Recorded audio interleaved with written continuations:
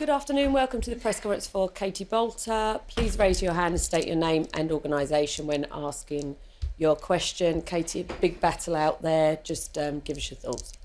Yeah, super tough match, obviously not the way that I wanted it to go, but full credit to her, she played better than me on the day and that's what counts.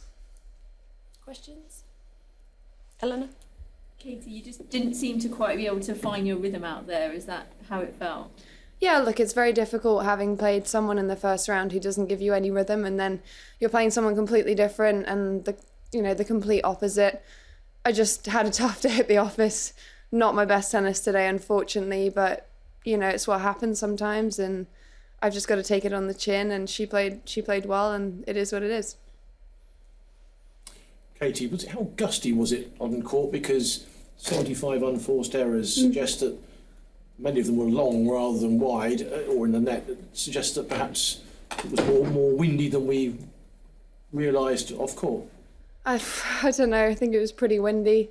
But look, it just didn't come off the racket today. I think there are some days when, you commit to your shots and they go in, and that's been, my tennis a lot of recent, and today wasn't quite that day, and I don't know whether it was down to wind, just a bit of everything. I'm not entirely sure, but I am human. I had a tough day. Harriet was twice in tears on court at 6-2 in the tie break. I don't know if you noticed that, and sort of how off-putting is that if you see your opponent in tears? I don't know. I actually didn't notice. I try not to look too much. Further questions? There's been various inferences, should we say, in the last 24, 36 hours since we knew you were playing each other, that you're not the best of friends. Can you just tell us, you've known each other since you were about 11 or 12 years old, I think, so can you just explain that how difficult it is sometimes to play someone you know so well, irrespective of whether you get on with them? Yeah, no, look, we're Billie Jean King Cup teammates. We've been through this long journey together, and I wish her the very best, and I hope she goes far in this tournament. You had Alex watching you today, and I just wanted to ask, having a boyfriend who's in the sport, who's doing well in the tournament, how does it help come back from a disappointment like this, and how do you deal with that kind of disappointment together? Look, one match doesn't define my career, and that's the first thing that he said to me when I got off the court, and he knows what he's talking about. He's not, it's not his first rodeo. He's been through it all before, and I'm lucky to have that support. Ellen? As you say, yeah, it is just a match at the end of the day, but I know how much Wimbledon means to you. So does it feel in some ways like a little bit of a missed opportunity? I wouldn't say a missed opportunity because, she was better than me today. She beat me. So I don't feel like anything was a massive opportunity. This time next year I'm going to be a better player, and it might be because of today, and I'm going to use that tough moment out there to really spur me on for the next few months. But yeah, it wasn't a missed opportunity. It's tennis. You win some, you lose some, and today I lost and made a lot of errors, but it is what it is. Katie, Ash from Quantity Shot. I thought you had quite a strong first set. I just wondered what sort of changed, in the second set, that sort of turned the match a little bit.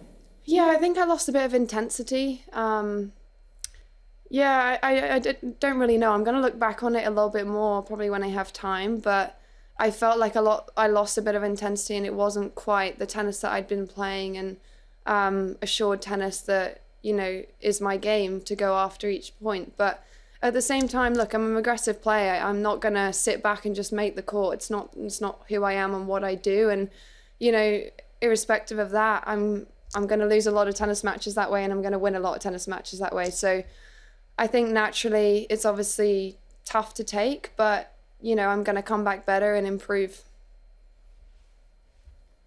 Lawrence Oster from The Independent. At 6-2 in the tie break, I think it was when Harriet took a little break at the back of the court, and you sort of stepped to the baseline and then stepped back again. I just wondered if that break sort of broke your rhythm at all, just in that point in the tie break. No, I wouldn't say so. I think she kind of just relaxed a little bit. She was 6-2 down. She's got nothing to lose at that point. I think I played into her strengths at that point as well, thinking back on it. But look, at the end of the day, It's a match that, you know, I don't think I did that much wrong at 6-2 in the tiebreak. I don't think that's why I lost the match.